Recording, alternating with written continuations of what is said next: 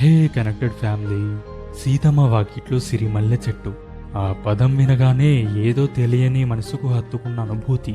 ఎండాకాలంలో రాత్రి బయట అరుగు మీద కూర్చొని చల్లటి గాలిలో చంద్రుణ్ణి చూస్తే వచ్చే అనుభవం లాంటి ఒక సినిమా.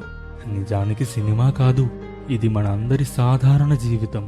మన ఊరు, ఊళ్ళో ఉండే గుడి, మన ఇల్లు, అమ్మ నాన్న, అన్నాదమ్ముళ్ళు, అక్క చెల్లెళ్ళు, మామయ్యలు, అత్తమ్మలు, స్నేహితులు, మిగతా బంధువులు, మొత్తానికి ఒక పెద్ద కుటుంబంతో కూడిన ఒక చిన్న ప్రపంచం.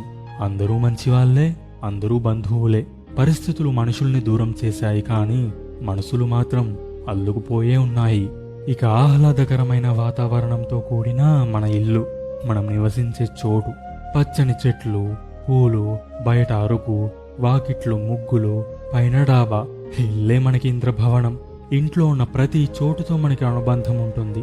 రోజంతా బయట తిరిగి ఎంత కష్టపడి పనిచేసినా రాత్రి ఇంటికి వచ్చి అలా మేడ పైన చల్లటి గాలిలో ఒంటరిగా మన ఆలోచనలతో మనం గడిపే క్షణాలు, అది ఇచ్చే ప్రశాంతత మాటల్లో చెప్పలేనిది.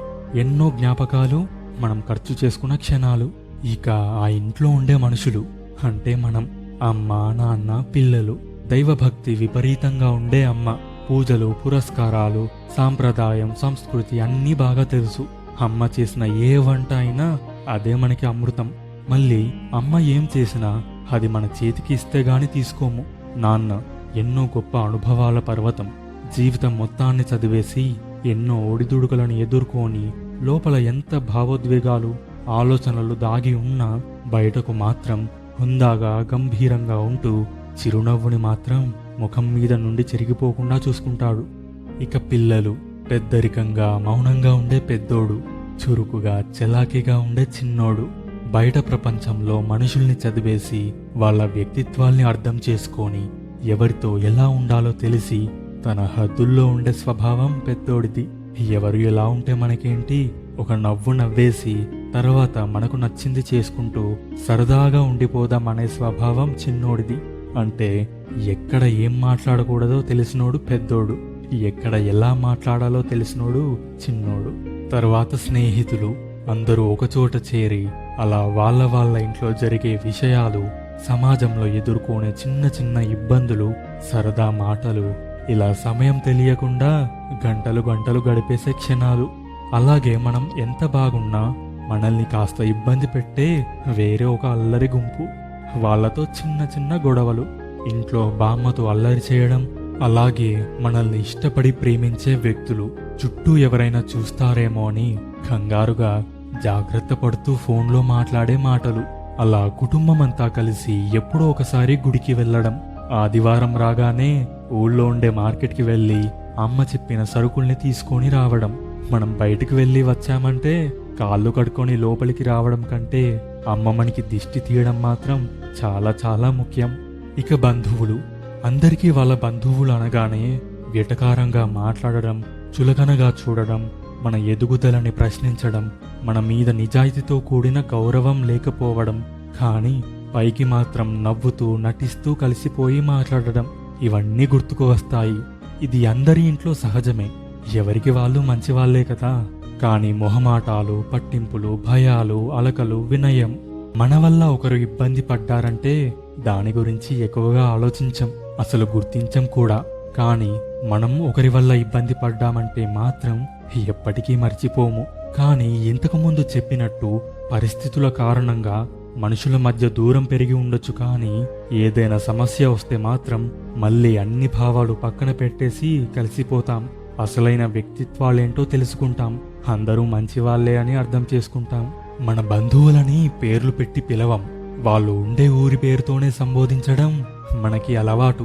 హైదరాబాద్ అత్తమ్మ వాళ్ళు, వైజాగ్ పెద్దమ్మ వాళ్ళు, వరంగల్ బాబాయ్ వాళ్ళు, అలాగే రేలంగి మామయ్య వాళ్ళు.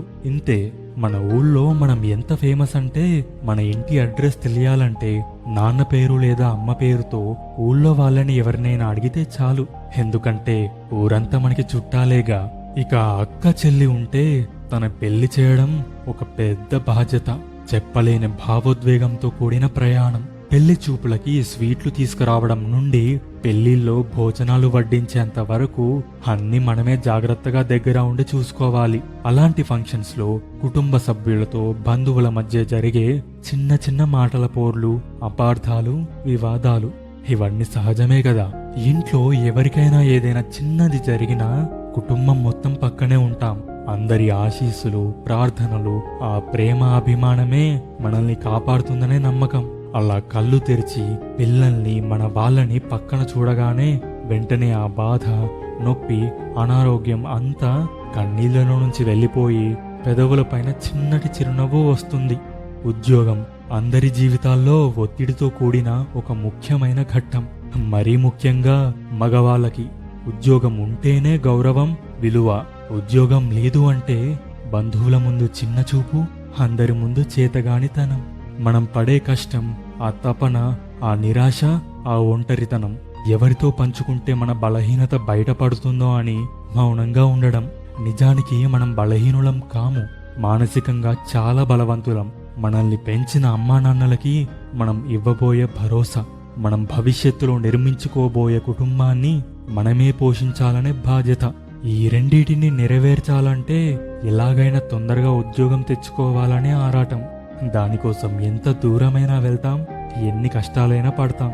ఇంటిని, కుటుంబాన్ని వదిలి వెళ్ళడానికి మనసు ఎంత ఒప్పుకోకపోయినా ఆ బాధను ఓర్చుకొని, బాధ్యతలను గుర్తు తెచ్చుకొని తెగింపుతో ధైర్యంగా ముందడుగు వేస్తాం.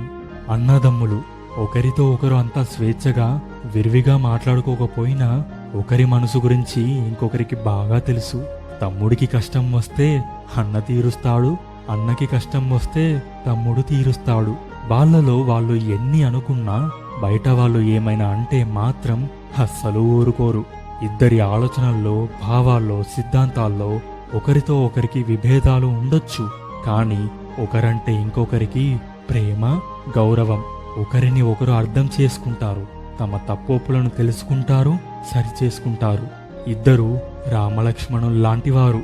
ఇద్దరు కలిసుంటేనే ఇంట్లో ఆనందం, ఐశ్వర్యం, ఆరోగ్యం, అభివృద్ధి.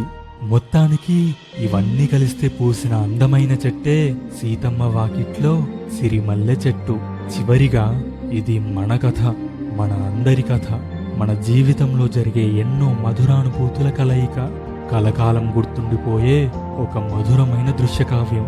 సీతమ్మ వాకిట్లో సిరిమల్లె చెట్టు.